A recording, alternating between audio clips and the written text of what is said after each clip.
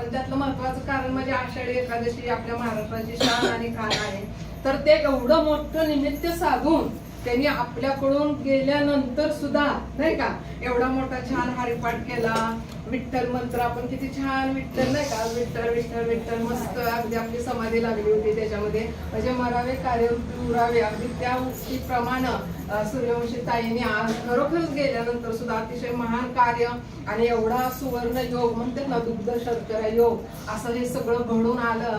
आणि आषाढी एकादशी निमित्त आपण म्हणतोच नाही का सकाळी डोळ उघडल्यापासून हरिपाठ आपला चालूच आहे.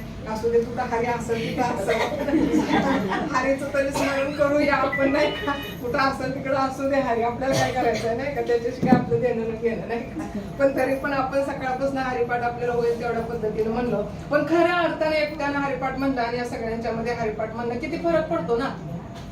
सगळ्याला ह्याची जाणीव होत असेल ना. आता आपण घरी सुद्धा हरिपाठ म्हणलाच की सकाळपासून पण तरी पण कितीतरी वेळा किती हरिपाठात होतो काय माहिती नाही का. कधी लक्षात येईल तेव्हा 9वा चाललेला आहे 10वा चाललेला आहे. आता त्या अंतर्मनात हरिपाठ गेले ते अंतर्मन आपलं म्हणतंय पण आपण तिथं कुठं आहे चित्त ज्याच्या चरणी चित्त ठेवले पाहिजे ना. दादांचा व्हिडिओ सगळीकडे व्हायरल होतोय. तर आपल्याला चित्तात आपण किती त्याच्या चरणी हरिपाठ म्हणतो तो माहित नाही. पण आता जेव्हा आपण इथं सगळ्यांनी एकत्र म्हणलो तर आपण जरी बाहेर जायला बघितले की लगेच कानावर मारून आपण बाहेर जायला बघतोय तर सगळ्यांचं इतकं त्याला जावं म्हणजे सगळे पकडून आणतात ना तसं ते सगळीकडनं पकडून आणून त्या हरिपाठात आपल्याला मन घालावं लागत होतं. म्हणजे एकट्यानं म्हणणं आणि सगळ्याजण सामूहिक म्हणणं याच्या अनुभूती आपण घ्यावी नाही का. आपण घरी सुद्धा उजडल्यापासून मी सांगितलं 4 वाजता तुला हरिपाठ म्हणायचा म्हणतोयच आहे पण जो आता आनंद मिळाला ना तो खरा आनंद हरिपाठाने मिळाला. कारण 1 मिनिट सुद्धा असं जाणवेल बाहेर जायलाच मिळालं नाही. ती जाते तरी परत फिरून आणते जाते तर एवढं सगळ्यांचा आवाज कानावर पडतो म्हणलं तिचं काय धाडस आहे नाही का बाहेर जायचं. तर ही खूप छान सामूहिक आपल्याला साधना हरिपाठ होतो. तर प्रत्येकाने असं घ्यावं साधून नाही का.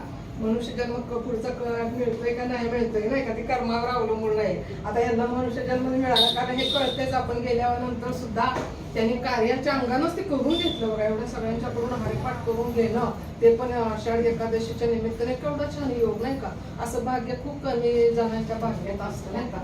तसं ते त्यांना सद्गुरूंच्या पुण्याने कार्याच्या पुण्याने त्यांना ते मिळालं. त्याबद्दल आपण त्यांच्या चरणी खूप खूप नतमस्तक आहोत. त्यांनी ह्या जन्मी कार्य केलेलाच माहिती सांगितलं आणि जन्म त्या करत राहणारच आहे सद्गुरूंच्या चरणी. पण परत एकदा मला कृतज्ञता सांगावीशी वाटते की त्यांच्या मुलाची. कारण परवा दिवशी तुम्हाला माहित आहे पाऊस केवढा होता नाही का रविवारी. आणि मी माझ्या साहेबांना म्हणलं पण आता एवढा पाऊस आहे म्हणल्यावर आता आपला हरिपाठ नाही का सूर्यवंशी त्यांचा म्हणलं तरी पण ते आले आपण सगळ्यांना सांगूच आपल्या पद्धतीनं. पण आपण दोघांनी मात्र जाऊन हरिपाठ करायचा. दिलेलं वाचनाला थोडं तरी जागा ते या मुलगा येतील नाही येतील बघूया आपण. ते साहेबीचं असले तर आपण विचारू आणि त्यांच्याकडे जाऊन आपण हरिपाठ करायचा. तर मला त्यांची कृतज्ञता वाटते की त्या दिवशी आम्हाला तसं थोडं नाही का माणूस परिस्थितीतून जातं निगेटिव्ह नको म्हणलं तरी आणि वाटलं हे येत आहेत का नाही. पण तरी सुद्धा त्यांची सुद्धा मला कृतज्ञता व्यक्त करायची की खरंच आई वडिलांचं करावं नाही का. आई वडिलांचं करावं आणि त्या मुलांना कधीच आयुष्यात कुठल्याही गोष्टीच्या जीवनात त्यांच्या कमी पडणारच नाही. तर त्यांनी आईशी वडिलांशी कृतज्ञ राहून त्यांना मी आलेला म्हणलं सुद्धा एवढ्या पावसात तुम्ही मुंबईला यायचं नाही का.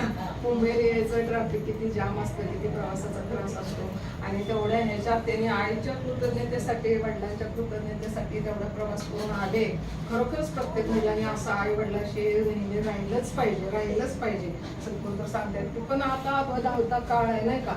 प्रत्येक जण करतो आपण काही कुणाच म्हणायचं नाही. पण ते आई वडिलांशी कृतज्ञ राहिले आईशी कृतज्ञ राहिले आणि त्याबद्दल मला आपण सुद्धा त्यांच्याशी कृतज्ञ राहूया. सद्गुरूंनी असं सगळ्यांना सद्बुद्धी द्यावं. आई वडिलांच्या चरणी जो मनापासून कृतज्ञ राहतो ना तर खरोखर जीवनात कधी काय कमी पडणार नाही. तर तुम्ही जो आज आला हा सगळा कार्यक्रम केला आम्हाला हरिपाठ म्हणण्याची संधी दिली त्याबद्दल आम्हाला सुद्धा खूप सगळ्यांना आनंद झालेला आहे. अशीच तुमच्याकडून आई वडिलांची सेवा घडू दे ही सद्गुरूंच्याकडे मागणं मागे तुम्ही करतायच आहे तरी सुद्धा आणखी घडावी तुमच्याकडून सेवा ही सद्गुरूंच्या चरणी मागणं. आणि मला वाटतं मला इथं थांबूया आता नाही काही मला पुढे मीटिंग आहे त्यामुळे मला आता जास्त नाही. तर आपण हा सूर्यवंशी ताईंचा त्यांच्या मुलाचा हा आदर्श घ्यावा प्रत्येकाने आणि याप्रमाणे कार्य करावं नाही का. त्या दिवशी मी खूप बोलले कार्याच्या अंगानं तरी सुद्धा मला इथं तुम्ही सगळ्यांनी छान म्हणला बरं का हरिपाठ. एक सांगायचं राहून गेलं. मी हरिपाठ ऐकत होते तुमच्या सगळ्यांना. आम्हाला असं वाटलंय की तुम्ही सतत म्हणता काय इकडे हरिपाठ.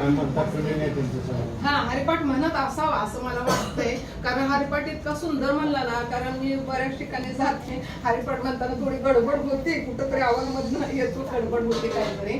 पण तुमचा हरिपाठ अतिशय सुंदर झाला आणि असाच हरिपाठ ठेवा.